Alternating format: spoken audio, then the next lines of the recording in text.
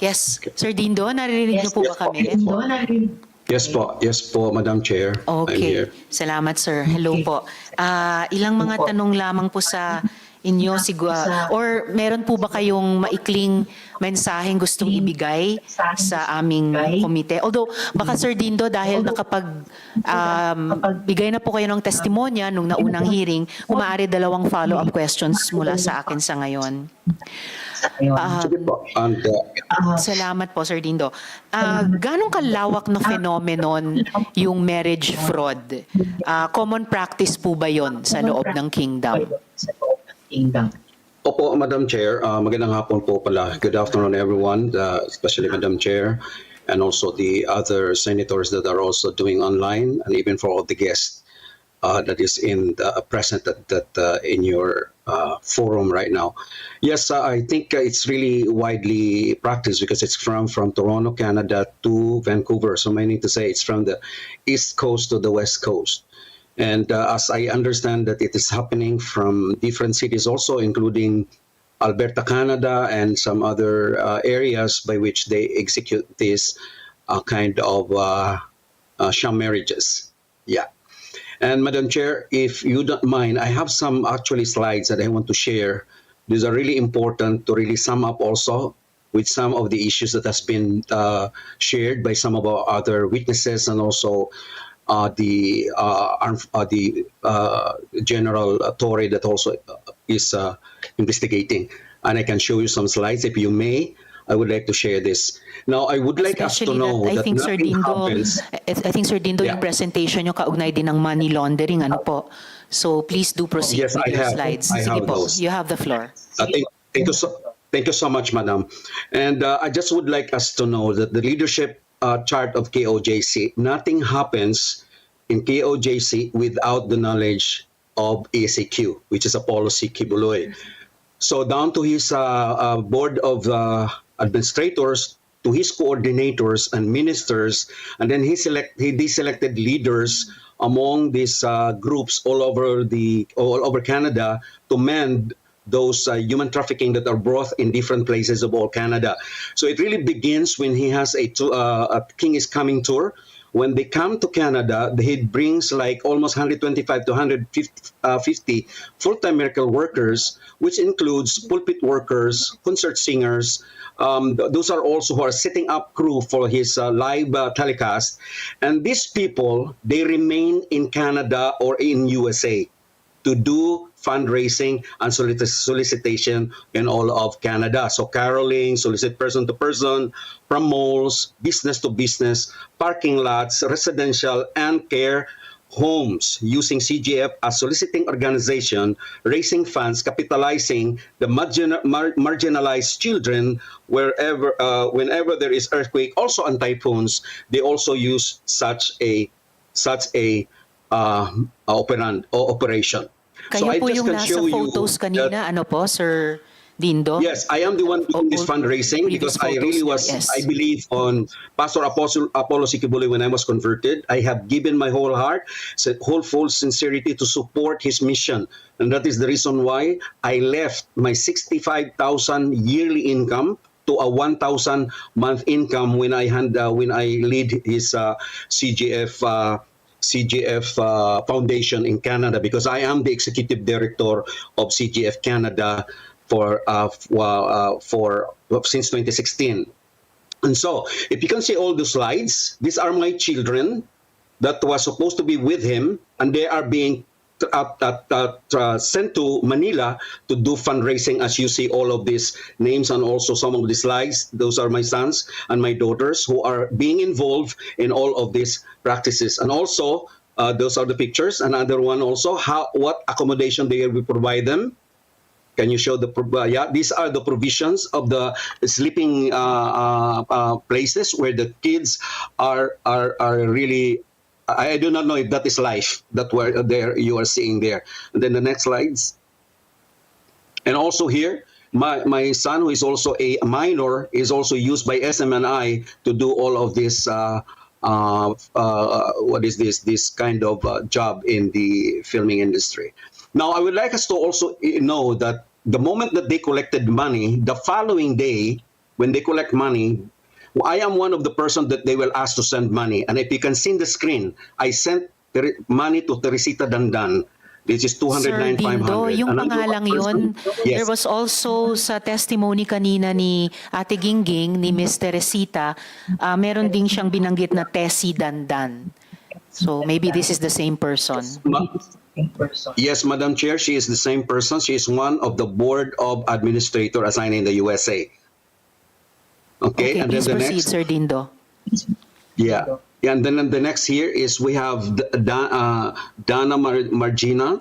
There is also another person named Ingrid Canada, which is, I believe, she is in the forum right now. Ingrid Canada, Bringas Mabel, and also there's another one. Pomikpik is the name, Marlene Pomikpik. I also send all this this money. What happened is when the money is collected for the whole night, which full-time workers in the streets, they come home almost early morning just to meet their quota, and then when they arrive, they will be counting the money, and then the people in the treasury department, they're going to ask someone from the members or full-time workers to send it to the Philippines right away without documentation from the CRA, which is Canada Revenue Canada, without any record that is kept here, so that it will be a tax or whatever things that the government wants to know how Children's Joy Foundation is operating, and also the KOJC is operating. Now, I am one of the victim of his sham marriage. That's the reason why my children were already grown up when I brought them to Canada. But thank God I rescued them from Davao, and they were released from Davao, and I was able to brought them here in Canada. I was asked to marry Maria Noraline Barrientos because her visa is expiring. And that my children I asked the minister, Dandy Cabahog, to bring my children to Davao, because I thought that they will be properly, and I can see that they have nurtured them, teaching them how to play music and everything, but I was not aware that they were being trafficked, child trafficking to many parts in Manila, and also in many parts of Davao and Mindanao. And so I got married to this person, and then I filed a divorce after those few years. And Sir here in Dindo, Canada, I yung want to ganitong- mention this. Oh, Sir Dindo, yung ganitong klaseng Yes, madam, operations ng marriage fraud, ongoing pa ba sila? I cannot say yes because I have been away from them since 2019. But since, this has been a modus operandi of KOJC, not only in Canada, USA, Brazil, and even in the different parts of the country, of the world, by which they want a worker from Davao to have a permanent status so that their existence there will continue to perpetuate. That's the recent thing. And I just want to mention this, Madam Chair. The administrator here in Canada, which is the sister of Ingrid Canada, Mariteur Canada, is also one of a sham marriage here. So get married to one of the worker. One also is Elizabeth Carrion is also one, because he was a previous board of administrator here in Canada. And Ferdinand Cabahog, which is Dandy Cabahog in the schematic plan from the police. Jeremiah Carrion, Marvin Reynes, Arlen Rillion, Zar Buenafe, Beric Nana, and many, many more names that I can give to you to prove to the fact that these sham marriages are really happening. And as I told you, I am one of the victim of this scheme. Another thing also that I want to add is that Rose Di Magnaong appointed me as she's in charge of the of the CGF Philippines, and also in Canada and Australia and Nepal and Hong Kong, which is not really registered. CGF is not even registered there. But the head of all the operations is still ACQ, which is Apollo Sikibuloy, who controls the withdrawals of funds, particularly from CGF Canada bank accounts, of which funds were used not for children's benefit, but the benefit of certain personalities and KOJC Canada Church's operations. In 2016, Rose de Magnaong hired me to assist with the possible rebooking of their license by the CRA. Reason for that, because there has been a report of misappropriation of funds, which I tried to justify to the CRA.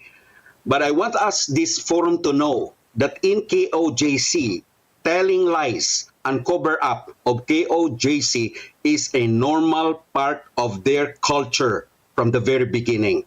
That is how they groom lies and cover up. Some of these full-time miracle workers who are in the streets for more than 12 to 16 hours soliciting to pay off luxurious cars and mansions, which I'm a witness of the mansions being owned here, instead of feeding hungry, destitute children in the Philippines.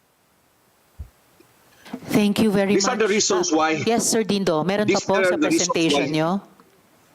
I will be closing now, Yes, Madam. please But these proceed. are the reasons why the CGF was closed. Can I continue, Madam? Yes, please do. Yeah, okay. Thank you so much, Madam Chair. Failure to devote resources to charitable activities. That's the reason why CGF, that's number one, why they were closed here. Number two, failure to be constituted for exclusively charitable purposes. Number three, failure to issue receipts in accordance with the Act of and its regulations. Because here in Canada, every donations requires a receipt so they can present it to the CRA for tax deductions. Failure to maintain adequate books and records. Because the reason why I left, because I cannot justify all of the expenses, including sending 60,000 just to pay off fuel for a jet. Which I said, this is not for children's purposes, but this is for personal purposes of whoever. For the proof of the file can be found in the internet. Now, I want us to understand that ECQ controls CGF Canada through his administrator, Mariteo Canada, who does all the instruction of withdrawals from CGF bank accounts, especially the 60,000 that I already mentioned. Now, this is not only 60,000, Madam Chair. This is millions of dollars being collected from September to February, that is the month of blessing, aside from January to December, with its 365 days of money laundering, collecting the money from the Canadian public instead of giving it to the hungry people in the Philippines. They use it and send it right away to the accounts aforementioned in my presentation. So whenever ECQ full-time workers reported to the police for any abuses such as rudeness, and they have some human rights violation, like one of the full-time worker, tried to entice a mentally challenged boy, and she even went to the bank machine, insert the bank machine of that boy, and then collected money, more than $500 from that boy. And she's been like at large now, but the police has been looking for her, but they send her to Australia. And that is how this operation is happening. When you are not allowed to work on a certain country, they will send you to some other countries. Like I was in Australia because I was the one who assigned to open CGF in Australia. But they are now under investigation, so much so here in Canada. Now, Thank you. I want meron to pa po ba, close Sir this. Dindo? Yes, I'm closing now, Yes, Madam. please. This Thank will be the you. last. The last. I left this organization after I have seen all of these lies and financial manipulation that includes my mother, Andrea Garcia Larson, who is not rich, but have given ACQ almost 3 million pesos because she believes on him as her sacrifice offering, not minding she has no more money for her retirement. She died with COVID in 2022. I sent an info to Rose de Magnaong that my mother died. I never have received any sympathy from them. And aside from that, the same year, when my mother gave this money to Apollo Sikibuloy, my children were taken off from the scholarship of his institution, which is Jose Maria College, which I really feel bad as a father who has been working for him and working for his ministry with all my whole heart, because I give my heart to his ministry and I was treated like this. I feel bad that when my mother died, they just ignore. His doctrine are deceitful claims, a blasphemy to the Son of God. But may I speak to Pastor Apollo C. Kibuloy, Madam Chair, if you allow me?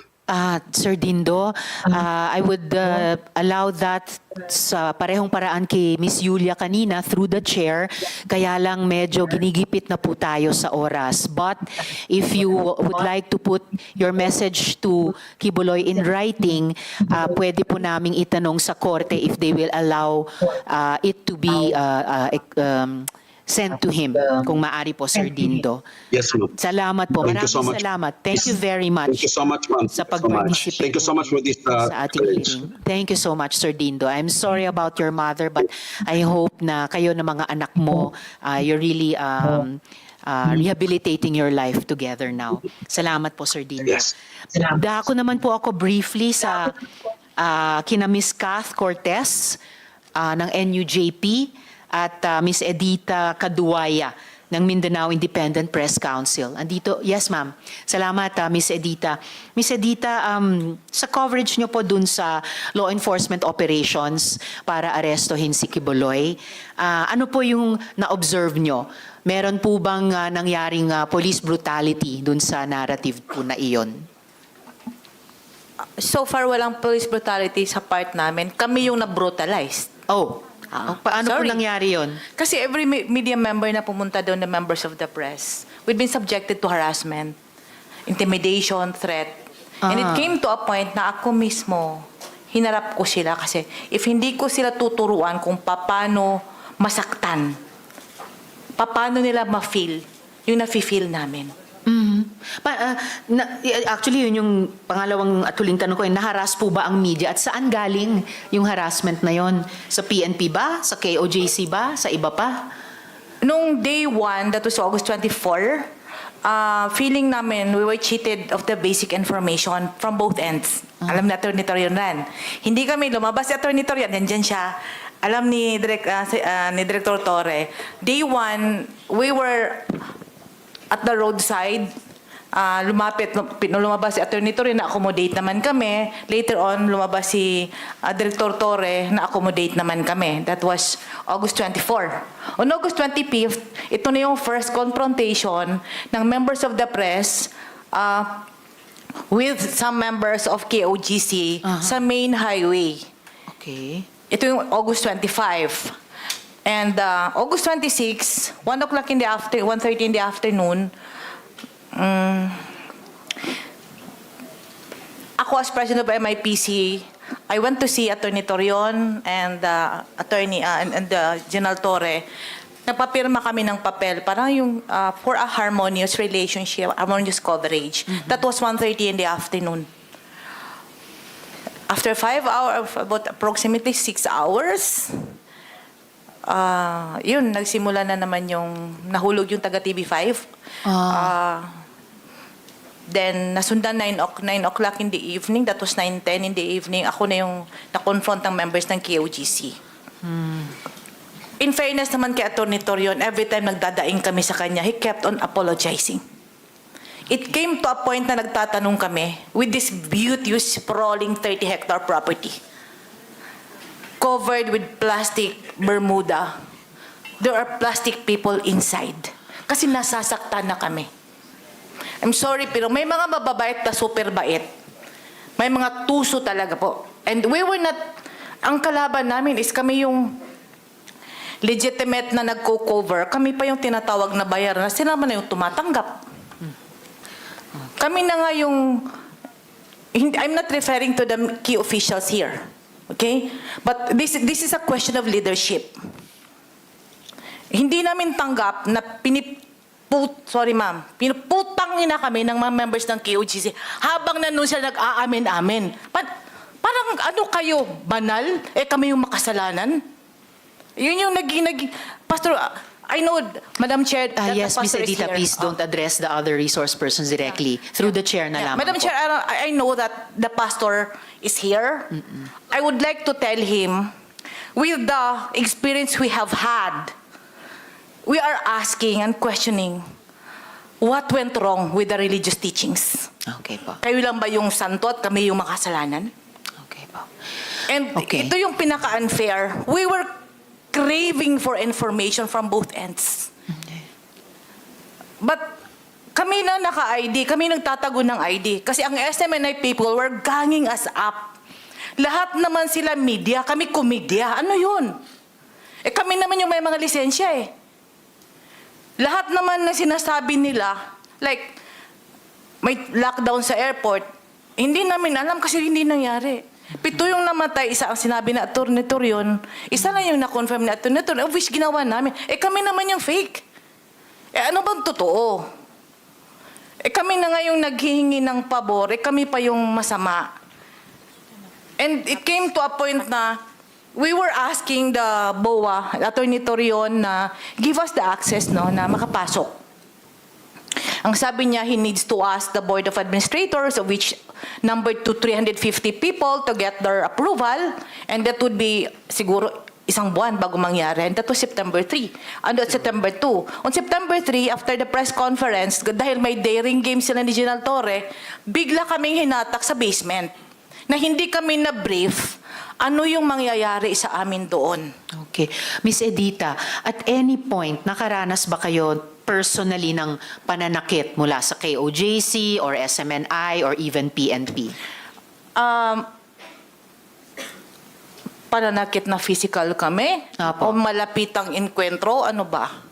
Either. May nahulog po na taga TV5. Yung taga TV5, May okay video po. kami.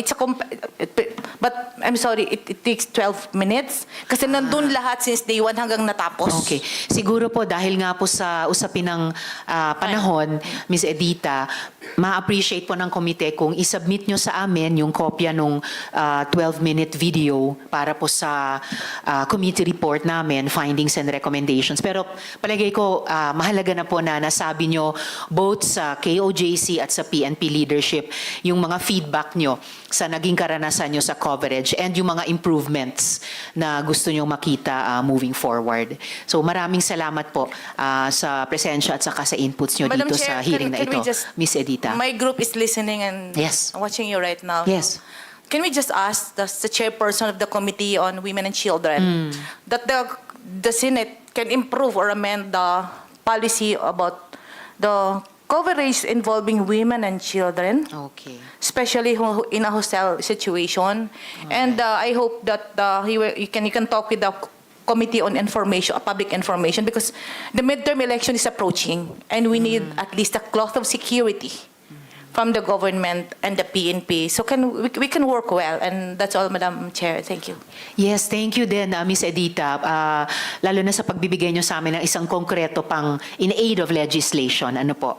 Tama naman kayong pagpapaganda dun sa batas tungkol sa coverage in yung ganitong mga either tense or even dangerous situations, particular sa kababaihan at kabataan. And well taken po yung pwede kami makipagtrabaho sa Senate Committee on Public Information. Maraming salamat, Ms. Edita. Bago tayo dumako sa mga government agencies and then finally yung ways forward na may inputs mula sa NGOs at saka sa government agencies din natin, bigyan ko ng pagkakataon individually si Mr. Crescente Canada, si Ms. Ingrid Canada, si Ms. Jacqueline Roy, si Ms. Pauline Canada at si Sylvia Semañez. One after the other, kung meron po kayong gustong iresponde sa mga victim survivors na nagsalita. So feel free to express what you want to say to them or about yung mga testimonya nila through the chair. So yeah, kahit tig isang minuto, take at least 1 minute. Mr. Canada muna. Magandang hapon po. Magandang hapon. Iharap niyo po yung mic sa inyo. Magandang hapon po, Madam Chair. Magandang hapon. I invoke my right to remain silent. Tapos, sa korte lang po ako sumasagot sa lahat ng mga akusasyon sa akin po. Salamat po. All right. Salamat din, Mr. Canada. Ms. Ingrid Canada. Good afternoon, Madam Chair. I'm also invoking my rights to remain silent. All right. Salamat, Ms. Canada. Ms. Jacqueline Roy.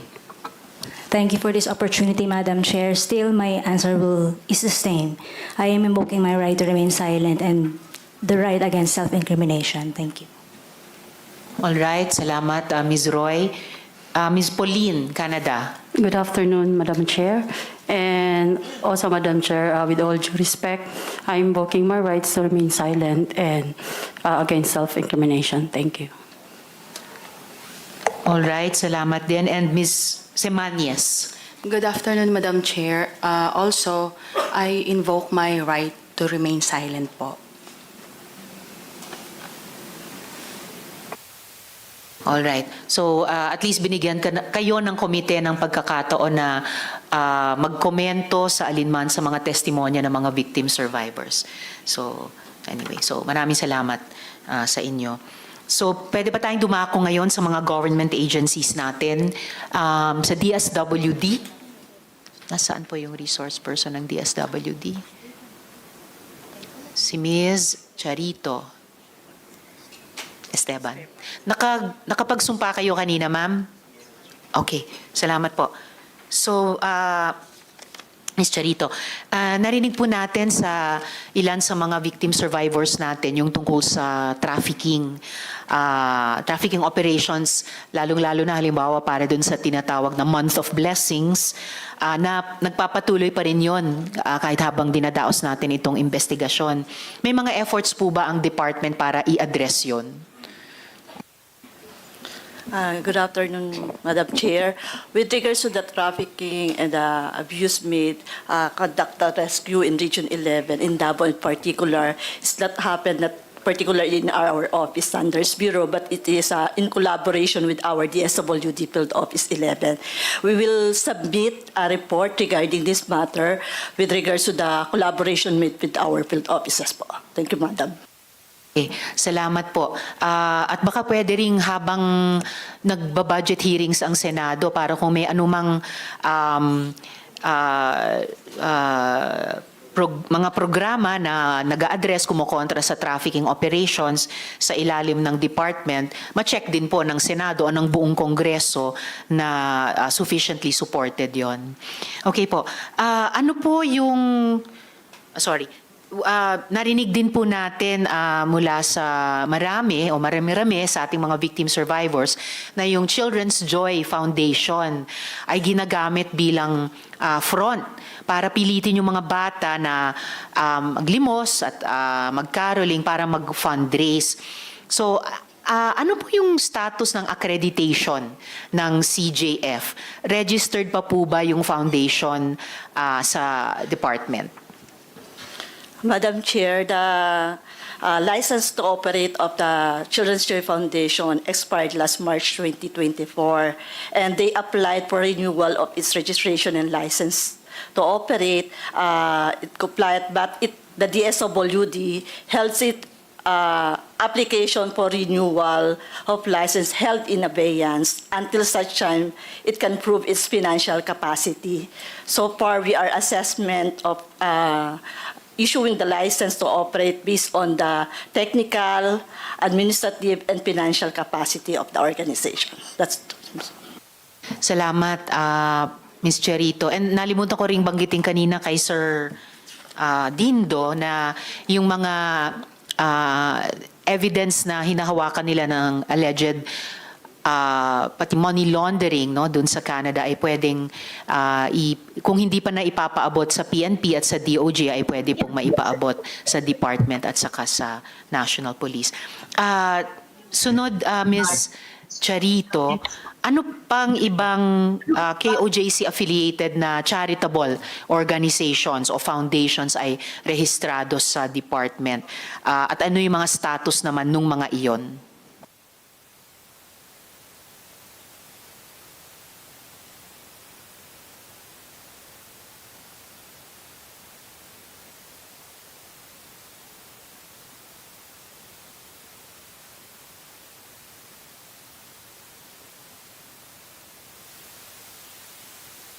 Based on the last hearing po, 3 organizations were mentioned to include Children's Joy Foundation Incorporated, which is now the license to operate already expired, and with regards to their children already transferred to other residential facilities. So currently, they are stopped operating now. The 32 children under their supervision is now transferred to other residential facility, registered, licensed by the DSWD, or reintegrated to their respective families as well as to place in the foster care families po. The other organizations mentioned previously are the Alay sa May Kapansanan and Handog ng Pagmamahal. Both of them are with expired license and already delisted from the DSWD registration roster of registered and licensed social welfare development agencies, which were already referred to appropriate agencies like Securities and Exchange Commission. Thank you po. We'll give the jurisdictional personalities po. Thank you. Salamat po, Social Welfare Officer Charito. And kung meron mang sinaserbisyohan talaga dun sa Alay sa May Kapansanan, na i-refer na rin po ba sa ibang mga Persons with Disabilities Foundations na maaring mag-partner din sa kanila? So far, nung nag-validate po, non-existing naman po doon sa location po. Thank you po. Okay, I see. Ano po yung medium at saka long-term plans ng DSWD sa pagtulong sa rehab at saka reintegration ng mga trafficking survivors, lalo na yung mga babae at bata? Or bahagi po ba yon sa report na isasubmit nyo sa komite? Madam Chair, yes po, will be included in that report. Thank you po. Salamat po. And although ito kaugnay din sa DepEd, itatanong ko rin po sa kanila mamaya, dun sa mga batang di nakapag-aral, ano po yung maaaring gawin para i-bridge yung learning gap nila? Yung mga hindi po nakapag-aral, may mga ilang programa po ang DSWD where we assist them for that specific programs. And if there are, will be transferred to our residential facilities. We also provide educational assistance. Thank you po. Salamat po. At huli, ano yung ginagawa ng DSWD para makapagbigay ng reparations at livelihood dun sa mga victim survivors na maaring nangangailangan nito? Maybe we could include that in that report, Madam Chair. Thank you po. Yes, please do. At maraming salamat, Social Welfare Officer Charito. Salamat po.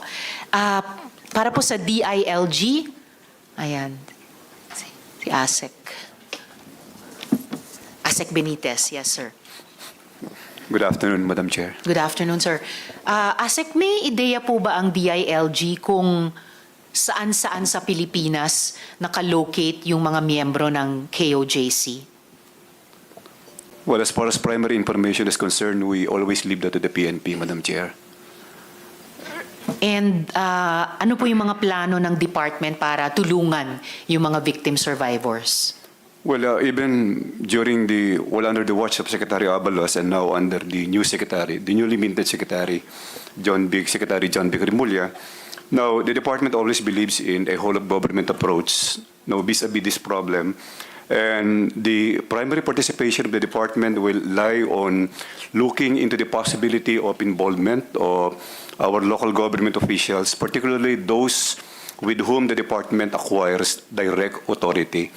Now, in line with the delegated power of general supervision cascaded by the President in favor of the DILG Secretary. So what we're doing here right now is we're trying to identify local government officials in the local level now who had been found remiss in addressing basic deliverables and duties under the law, then probably move forward and proceed with potential case build-up, and then eventually the last stop would be the filing of cases. Now, all of these endeavors are being done in close coordination with the PMP, of course, with the DOJ, now with the other stakeholders in the government. But again, Mr. Chair, with your indulgence, I would like to go back to the initial episodes of this hearing wherein we always emphasize, through this representation, the inadequacy of the department insofar as disciplining our local government officials are concerned. Now, we are basically bereft of any authority to directly discipline our local government official.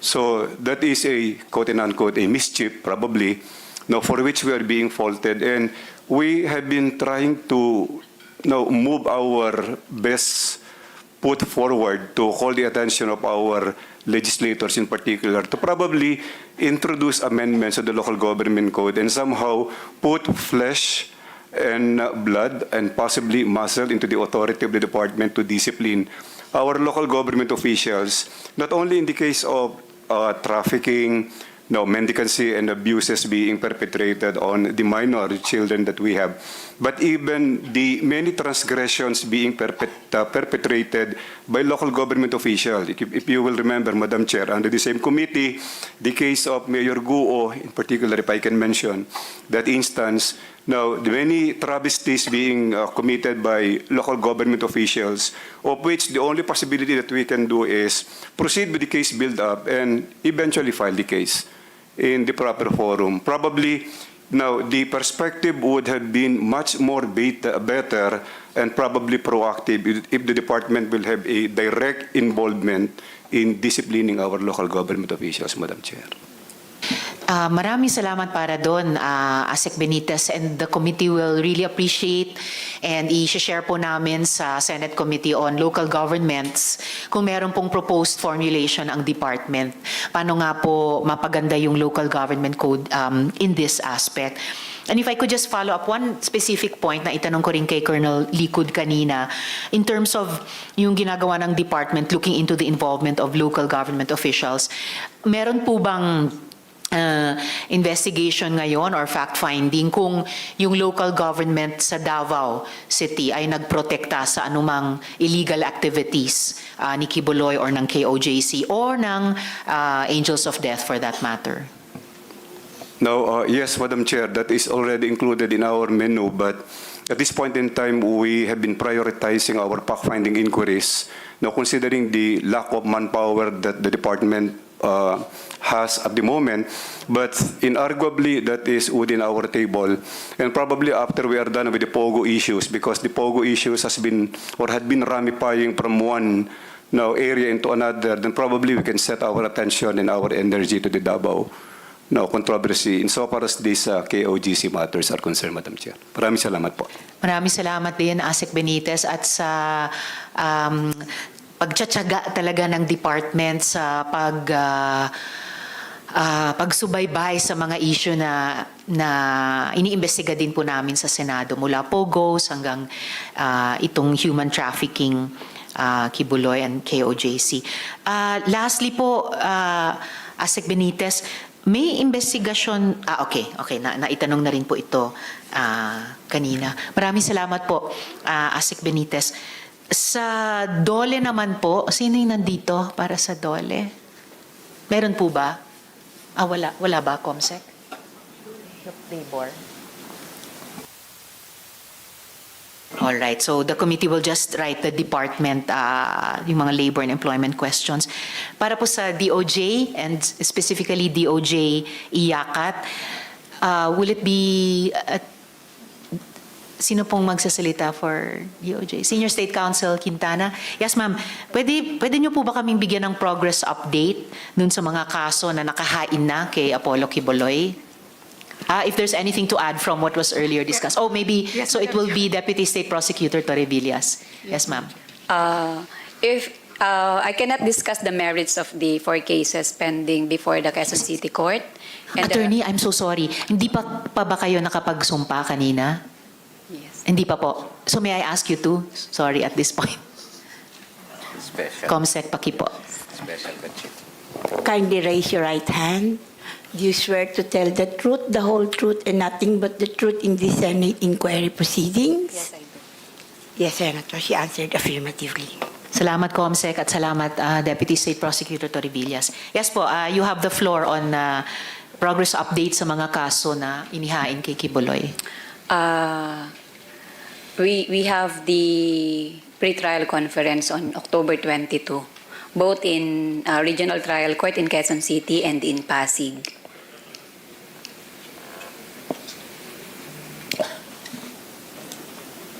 Salamat po, Deputy State Prosecutor. And yung susunod ng tanong kasi ay napag-usapan na rin po ninyo kanina kay Majority Leader Tolentino. So yung update sa extradition request ng US government. So salamat para sa muli sa naunang update dyan. Matanong po si Yusek Tapales ng Council for the Welfare of Children. So ito pa ways forward na po tayo ano ang ating gagawin?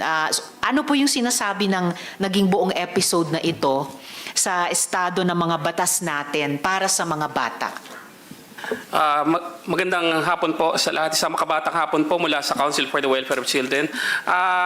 Kagalang-galang na tagapangulo, of course na natutuwa ho kami na napakayaman po ng information, kumbaga treasure trove of information po ang narinig natin po ngayon. Pero siguro just to set to give some context, our present laws already address most, if not all, of the matters addressed today. Particularly, as early as 1974, PD 603 in Section 59 already prohibits improperly exploiting children, using them in begging and other acts inimical to their interest and welfare. That's Section 59, Item 7, and Section 59, Item 8. It already inflicts it already prohibits the infliction or inflicting cruel and unusual punishment on children and the deliberate subjecting of children to indignities or excessive chastisement. This particular provision was originally confined to parents, itong Section 59 po ng PD 603, but with the enactment of Republic Act 7610 in 1992, in Section 10 of Republic Act 7610, this was made to apply to any person who will commit any of the acts enumerated in Article 59 of PD 603. So pinaparusahan na po ito ng ating batas. At of course, we have 3 trafficking laws already, starting with the 2003 original Trafficking Persons Act, the 2012 version, and the 2022 amendment. And of course, we leave it to the Philippine National Police and the DOJ on the characterization of the proper offense and of course the prosecution if so warranted, Madam Chair. But as our ways forward, listening to the discussions and comments of everybody here, perhaps focusing now on the preventive side, because we have been discussing from the reporting, the rescue, from the prosecution, and to the eventual rehabilitation. Perhaps for the Council for the Council for the Welfare of Children, because we are currently working with LGUs to standardize or to craft a standardized child protection policy, so the children interacting with LGUs will of course be protected at any times and free or safe from harm from the members of the LGUs themselves and even visitors and other guests of the LGUs. Marami pong mga sitwasyon dyan sa simpleng lulunsad po, kunyari, ng mga programa ng mga LGUs natin, may mga kasamang bata, nagtatransport ng bata, natutulog ang bata kasama ng mga adults. Yan po ay ilalatag po ng Council for the Welfare of Children at ipopropose po natin yan sa mga local government units, which of course will be measured during the execution and implementation of that child-friendly local governance audit. Ang wala pa po tayo, Madam Chair, at ito po idadagdag natin, is a standardized child protection policy for the private sector. Of course, we have a child protection policy for the schools. The DepEd released their child protection policy, I think, as early as 2012. I think they're one of the earliest, if not the earliest. But with respect to the private sector, like businesses, enterprises, offices, and even in church and religious settings, I'm not sure, I am not aware of any standardized child protection policy or any law, rule, or regulation requiring them to have such a document to, of course, ensure the protection of children while in their care or while belonging to such religion or denomination, or even protecting them from the members or even guests of these religions or denominations. So perhaps as a subject of future legislation, maybe we can look into a proposed legislation, perhaps recommending the adoption of child protection policies in the private sector, in the schools, in church settings, and even local government units. And of course, perhaps delegating the responsibility of monitoring and evaluating the implementation of child protection policies into a sturdy and strong agency, of course, like the Council for the Welfare of Children, and even perhaps a Philippine Commission on Children moving forward, Madam Chair. Thank you, Madam Chair. Thank you also, Yusek Tapales. So it's beginning to sound like another example tulad nung binanggit din kanina ni, I think it was General Torre, yung whole of nation approach. So nagpa-partner na kayo sa LGUs, and then syempre from the get-go with the NGOs, no, civil society, nagpa-partner kayo sa LGUs, nagpo-push kayo ng child protection policy, nagpo-propose ng para sa private sector din, and then iba't ibang institusyon natin from schools, faith communities, at iba pa. So, salamat para doon. Lastly po, baka meron kayong gustong idagdag. Ano yung agenda ng Council of the Welfare for Children sa mga child victim survivors ng human trafficking? Madam Chair, perhaps the most tangible contribution of the Council for the Welfare of Children insofar as violence against children is concerned, the CWC being a policy-making agency is of course the Makabata Helpline 1383, which is being positioned as the main or focal or apex helpline of our government for all children's concerns, of course, covering violence against children, including sexual abuse, whether offline or online. We are in the process of having the Office of the President or the President sign an executive order institutionalizing the Makabata program, which will institutionalize and harmonize all the programs of our government relating to children in need of special protection, which includes children subjected to or victims of violence. And this will standardize the efforts of all of the government from reporting, rescue relief, rehabilitation, and reintegration. And this executive order, hopefully when signed, will also institutionalize the Makabata Helpline 1383 as the main reporting mechanism of our government for children. And of course, for the National Children's Month, Madam Chair, we are focusing on child protection and child participation. As the PNP may know, based on the data of the PNP Women and Children Protection Center, for 2023, Madam Chair, they received a total of 18,756 reports of child rights violation, 17,304 of which constitute child abuse, rape, and acts of lasciviousness of children.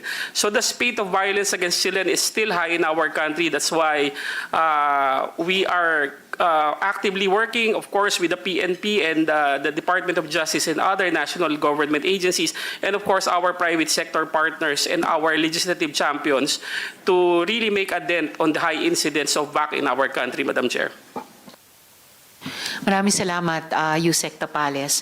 So, ways forward na po tayo, dear colleagues, with our NGOs and our government agencies.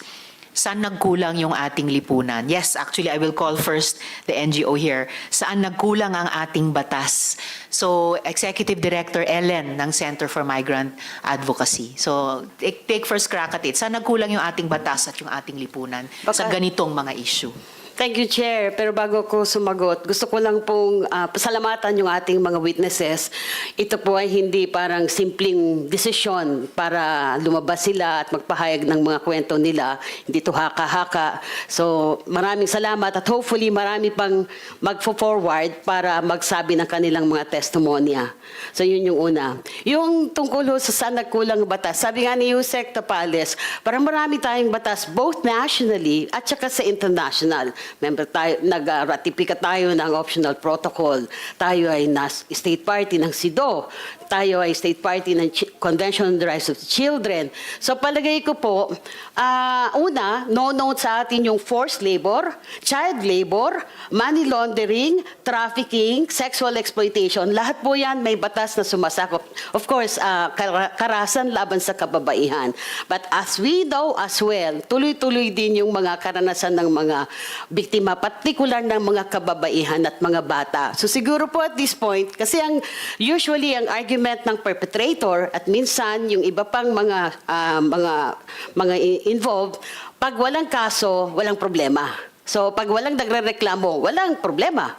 So I think this is a situation na kailangan din magbabantay yung ating mga komunidad na maging conscious tayo, especially yung karanasan natin sa Pogo na right in our midst, nandoon yung mga operations nila. So maging mapagbantay at hindi mo na lang iiwanan yung mga usapin ng karahasan sa bata at kababaihan sa mga immediate family members nila. So I think this is one situation na inuulit natin yung pagiging responsable natin bilang mamamayan, bilang kasama ng mga komunidad.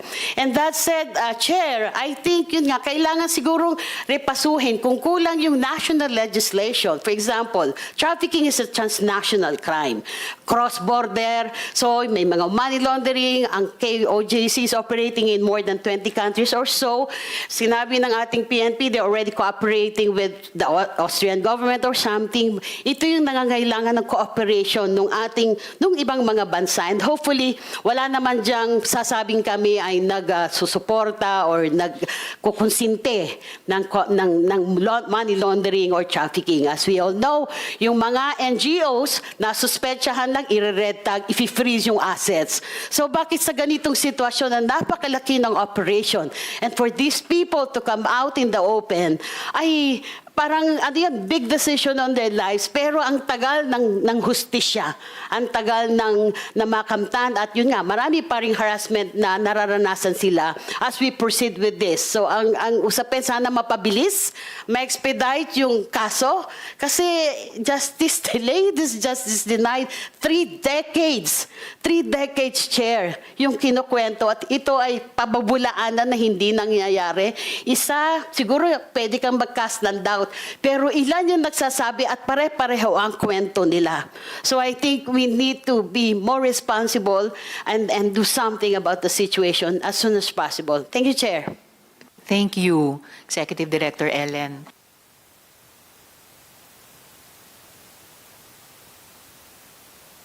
So, gusto ko lang tanungin kung may government agency pa tayo dito, like the NBI, the commission, constitutional body like the Commission on Human Rights. Siguro yung dalawang iyon, kung meron po kayong maidadagdag dun sa ating pinaka-importanteng closing questions na saan tayo...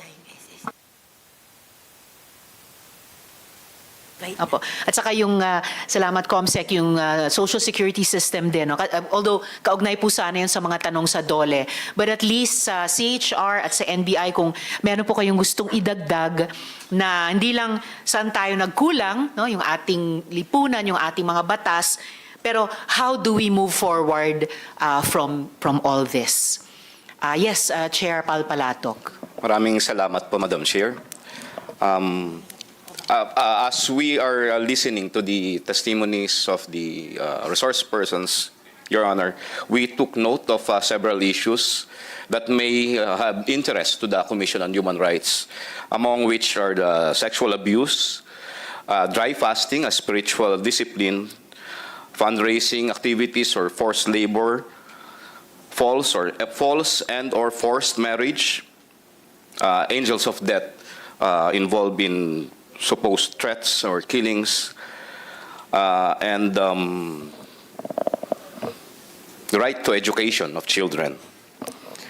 Ang napansin ko lamang po, while we took note that the relevant government agencies like the Philippine National Police, the Department of Justice are already conducting their mandate for the PNP to investigate and file cases, and for the Department of Justice to prosecute perpetrators. Ang often overlook, Your Honor, is the function of the Commission on Human Rights. We hope that through this investigation, the parties, the persons involved, whether victims or the accused, would cooperate with the Commission on Human Rights, not only for purposes of enforcing accountability, but more importantly, to determine the actual situation, the human rights situation of the country. And also, for the Commission to arrive at the concrete policy recommendations for concerned government agencies like the legislature, to address the issues and to provide solutions. Ang isa pa hong napansin ho rin namin ay yung the issues involve abuses on women and children. And this is of interest to us because we are signatory to the, as mentioned earlier, the Convention on the Elimination of all forms of discrimination against women and the Convention on the Rights of the Child. And yes, we acknowledge that there are several laws already complying with these conventions. And what may be the problem is the implementation and the openness of the public in discussing it and also filing cases against the perpetrators. At ang isa pa ho sigurong, ilan pa ho siguro na ma-recommendation is empowerment of the victims. Kaya so strengthen ang advocacy po for their rights and how to protect their rights, and also capacity building for relevant agencies of the government, civil society organizations providing assistance to these victims, and also to the Commission on Human Rights. Yun lamang po muna. Thank you. Thank you, Chair Palpalatok. Meron po ba from the NBI on how do we move forward from this? Deputy Director Magno. Good afternoon, Madam Chair, and to all the resource persons here. Yes, ma'am. On the part of the NBI, we would like to strengthen our anti-human trafficking division, our BAU-CD, and of course, to recognize these important roles of our agents in doing their cases. These cases are not simple. These cases goes to the mind, to the soul of every investigator and every agent when doing their work. In this regard, medyo nakukulangan po ang ating mga suporta dito sa ating mga ginagawa na ito. We can hear the testimonies right now, especially the one mentioned about 87,000 cases of child violation, sexual exploitation, hindi po maabot sa aming database yan. And of course, sana po with these reports, considering that the NBI is the national clearinghouse of criminal records, no?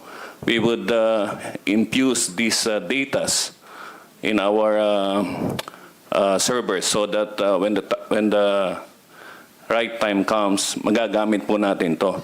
Especially with this committee, ma'am, nakita po natin na naumpisa natin yung the Senyor Aguila. Ito po ngayon, yung pong PBMA. Dumarami na po ito. Of course, this is a very sensitive issue regarding the separation of church and state, freedom of religion.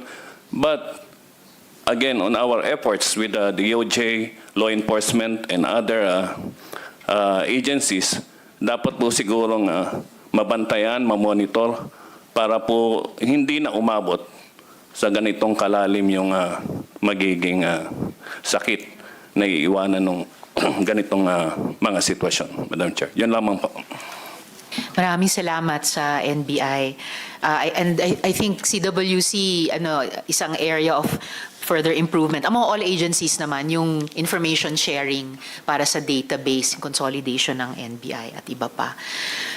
So, dear colleagues, sinimulan po natin yung investigasyong ito dahil sa hinaing ng mga biktima survivor na lumapit sa aming opisina.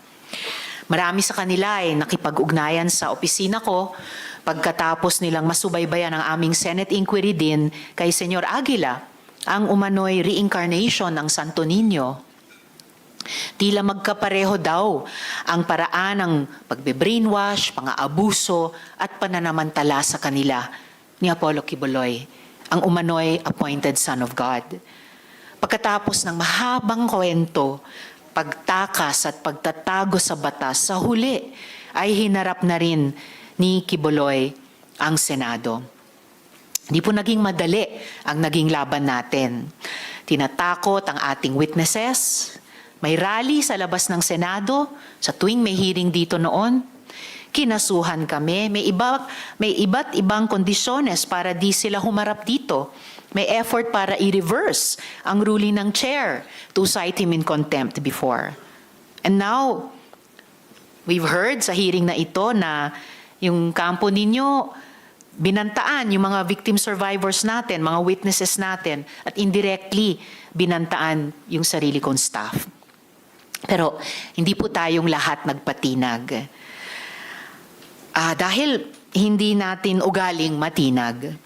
Lalo naman ng organisasyon na hindi milyon-milyon, libo-libo ang miyembro. So, human scale. Malaki man o maliit, ito ang malinaw. Quiboloy presided over a malicious and systematic subversion of personal will, autonomy, and dignity to make his victims participants in their own abuse, psychological, sexual, physical, and economic. Nagpresenta sila bilang Diyos at unti-unti niyang sinakop ang pag-iisip at katawan ng kanyang mga biktima.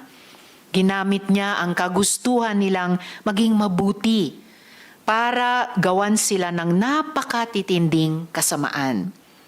Sinubukan niyang basagin ang pagkatao nila at paglaruan ang mga piraso, pero hindi siya nagtagumpay.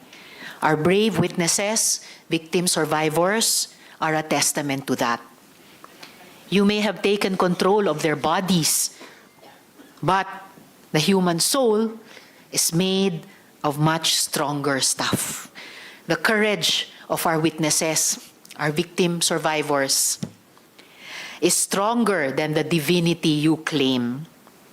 Kay Elias Amanda, shout out specially sa'yo. Sana naririnig mo ito. Kay Arlene Stone, na hindi nagpatinag din at hindi napagod. Isa pang shout out sa'yo, 10 sa mga kasama mo sa US at sa Canada. Alam ko, gising pa kayo. Mabuhay po sa inyo. Lahat po tayo ay may karapatan sa relihiyosong paniniwala. Pero kailanman, hindi ito katuwiran sa lantarang pang-abuso sa kapwa, lalo na ng mga kabataan at kababaihan. In the many painful hearings of the Committee on Women, Children, Family Relations, and Gender Equality, we tried to shed light on these base and unique evils. Now, we will try our best to ensure that our country's laws and policies leave no room for Quiboloy's inhumane and ungodly liturgies. It has not been a pleasure chairing these hearings, but it will always be the honor of my team in the office and our Senate committee to provide a platform for victim survivors of human trafficking and to shepherd laws that will protect them even more. Para kay Amanda, kay Arlene, kay Dindo, kay Jocelyn, kay Edward, kay Joar, kay Elias Marie, sa mga dating witnesses natin na sina Elias Rene at Elias David, of course to Yulia and our friends in Ukraine, and syempre kay Ate Gingging, pagpugay at pasasalamat sa inyong lahat. Amplifying your voices and the voices of all victims of human trafficking and violence is our lives' honor. Lagit-lagi para kay Inang Bayan. Ingat po ang bawat isa sa Bagyong Christine sa pag-uwi. Tulungan po natin ang ating mga kababayan sa Bicol at lahat pang bahagi ng Pilipinas na naapektuhan. Nang may lubos na pasasalamat sa lahat, this hearing is adjourned.